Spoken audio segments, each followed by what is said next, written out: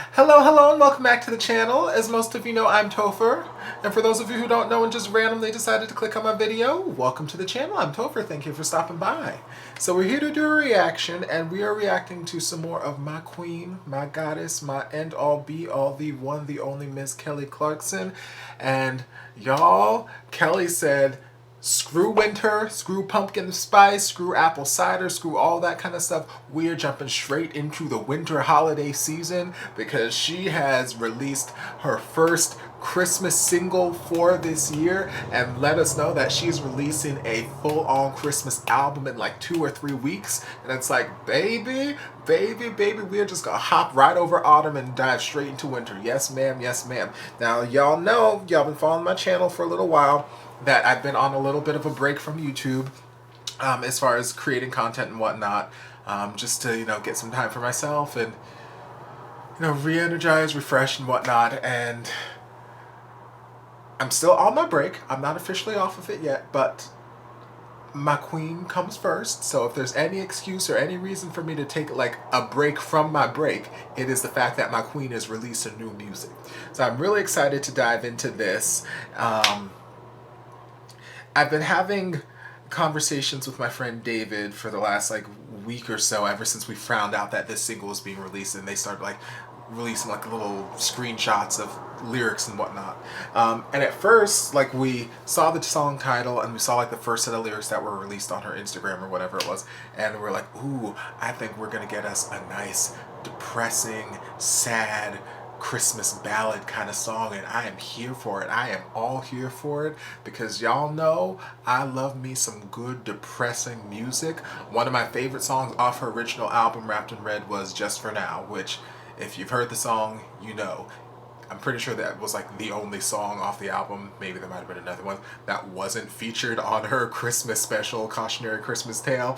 So that's speaking volumes. All the other songs were happy and cheerful and whatnot, and yeah, she sang those live, but Just For Now is very, very sad and depressing, and I adore it. I adore the take on Christmas and that song, blah, blah, blah, blah, words. So I'm all about getting another depressing, sad Christmas song. But then as more screenshots of lyrics were getting released, there was, I think it was either the second or the third day that I saw something released, and just something about the way certain lyrics were written, it was giving me very, it wasn't giving me sad, depressed kind of Kelly vibes or reflective kind of Kelly vibes. It was giving me very sassy kind of Kelly vibes. So then that led me to believe the song might actually be more of an upbeat song. And the more I thought about it, I'm like, well, it's her first single off of this upcoming Christmas album, and I doubt that she's gonna start off leading the album with something sad and depressing. She's not Adele, okay? She's not just gonna drop although I guess Adele started off with Rolling in the Deep. So even Adele, when she's doing her sad, depressing stuff, she'll still drop you off an upbeat bop, and then she'll break your heart later on. So later on, I feel like there's other tracks on the album that are gonna satiate my depressing Christmas music that I need from her, but I feel like this is probably going to be an upbeat song. David and I were actually FaceTiming yesterday and having this discussion, and he was like, no, I still think it's going to be something, something slower or maybe mid-tempo, and it's I hear it like this, and he started singing the lyrics how he thought the melody was going to go, and I'm like, girl, even with you singing right there, I was hearing it to the rhythm of 4 Carats. So I'm hearing something upbeat happening in this song. So we're just gonna dive in and see which one of us is right. So let's dive on in and find out. Okay, well, right away I'm gonna say I'm right. In the cold, standing where the trees meet the road. This used to be our favorite spot in this town. Memories of you and me run it now. Okay. Where we met, like when I dreamed. And I bet I wasn't the first. Okay, throwback to Winter Dream. Underneath that mistletoe, you've been so bad. You run all my favorite things. Girl. But you won't take Christmas from me. I'll be hanging every light I've Hey. in this house, playing Christmas music so loud. This year Christmas won't be quite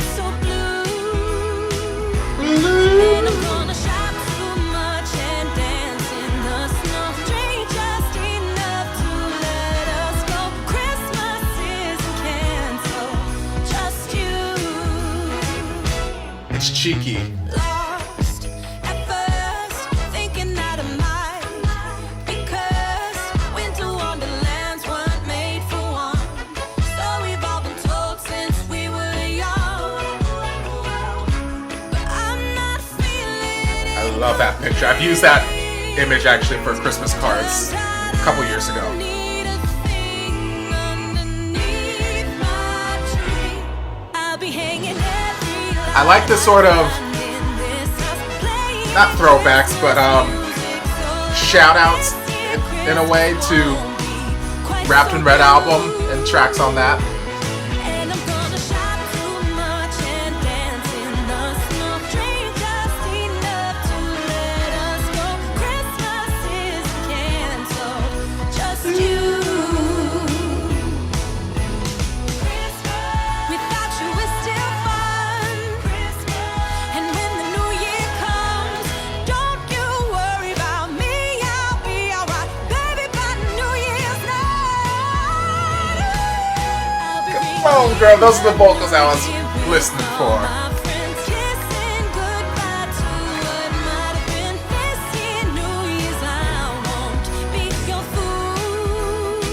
Ciao. And I bet you see me out wondering what's wrong, watching me have fun with you gone. But New Year's isn't canceled, Christmas isn't canceled.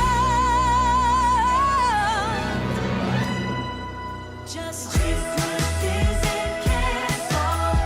Christmas isn't canceled. Christmas isn't canceled. Just Christmas isn't canceled. Christmas isn't canceled. Christmas isn't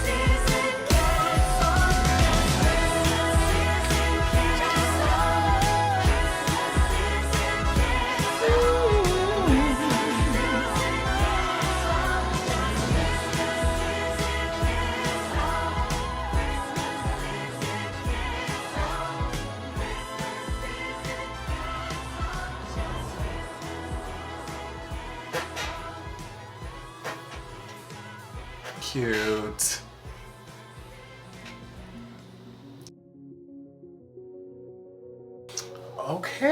Okay, so yes, I was right. My instincts were right. It is a upbeat, sassy, kind of Kelly, emotive kind of song, not a heart-wrenching ballad kind of thing. But I'm still expecting that to come somewhere in the album because I saw the track list for the album and there are a couple things that really intrigued me and I'm like, Another thing David and I had been talking about is he mentioned wanting her to, even before we saw the track list released, he was like, I hope that if she does another Christmas album that she records Last Christmas and that she does a sort of slowed down ballad version of it, because the song Last Christmas, you know, Wham, George Michael, it's been done a million times over, but it's not a happy song. Contrary to popular belief and contrary to, you know, it having this super fun, catchy, upbeat, you know, rhythm and music behind it, it's not a happy song. It's a very sad sort of Christmas song that they mask with all of this fun pop music. So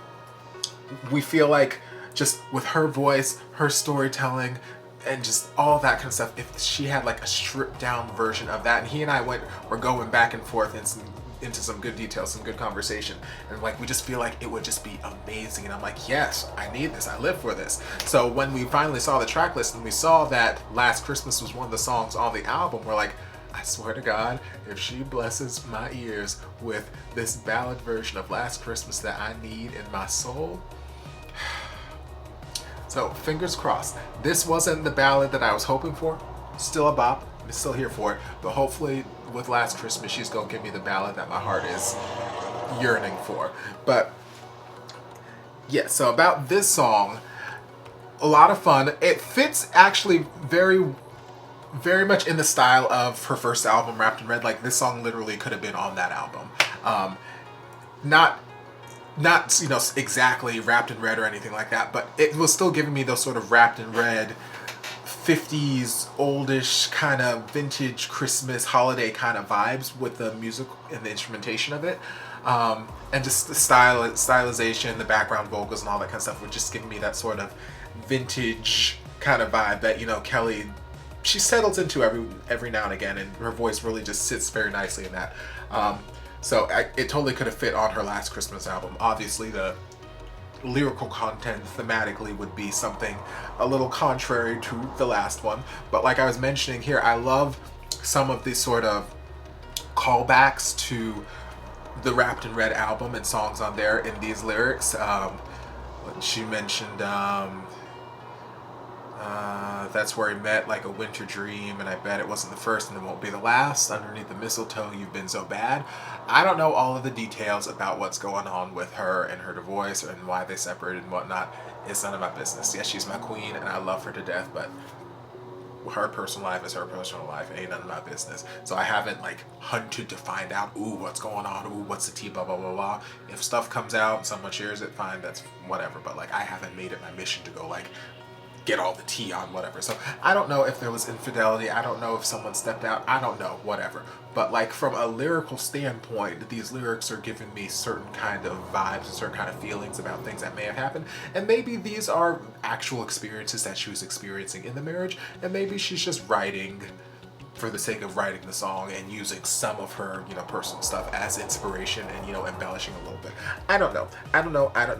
But like I was saying, I like the sort of callbacks to songs from the first album, Winter Dream, parentheses, Brandon's theme or Brandon's song, whatever it was called, on Wrapped in Red. And then, you know, I think in the second verse she called back to, you know, I Don't Need a Thing Underneath My Tree, which obviously was the lead single off of, you know, Wrapped in Red.